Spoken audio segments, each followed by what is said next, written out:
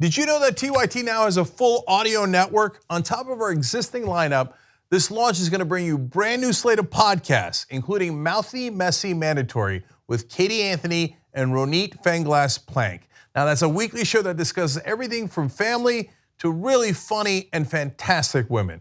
To get more info on the show and the whole TYT audio network, visit tyt.com/audio. Oftentimes, Donald Trump focuses on what he perceives to be criminal activity south of the border. Well, now he is raising awareness about the real criminal activity that's happening at the northern border. Take a look. The tariffs to get common items back into Canada are so high that they have to smuggle them in. They buy shoes and they wear them. They scuff them up. They make them sound old or look old. No, we're treated horribly. Dairy. Dairy.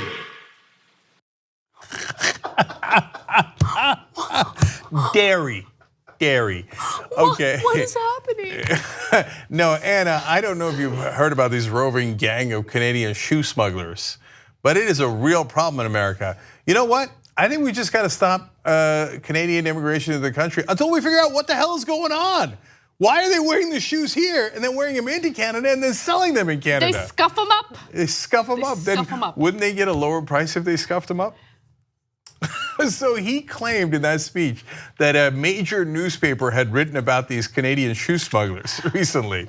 So reporters bothered to try to look it up to see if anyone had actually written a story about Canadian shoe smugglers, and they couldn't find it. So apparently a New York Post reporter, Isabel Vincent, who's a native of Canada, had written a story, expressing her skepticism that Canadians would boycott American goods.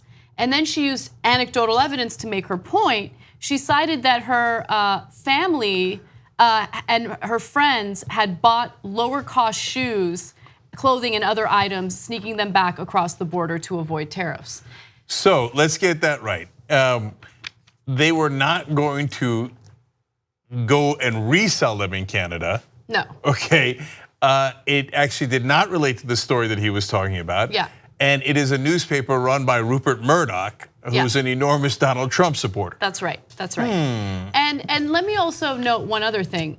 You know what Americans do to avoid very expensive drug prices? They go to Canada. They go to Mexico. I mean, like.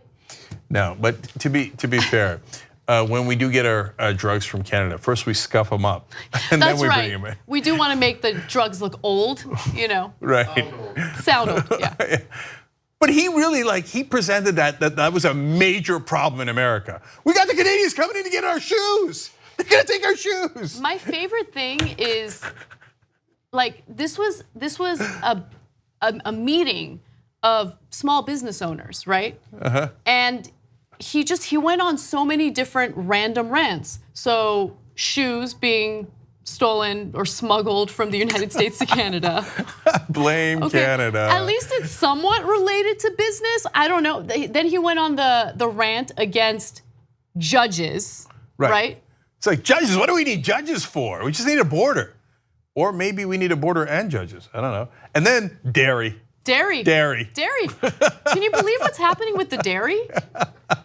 Okay, so even the South Park guys couldn't come up with something as ridiculous as the Canadians smuggling shoes out of America by scuffing them up so no one would notice.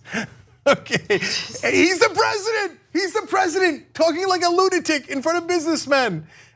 And they're like, oh yeah, no, that's a big problem. 2 easy ways to follow the Young Turks. One is hit the subscribe button down below.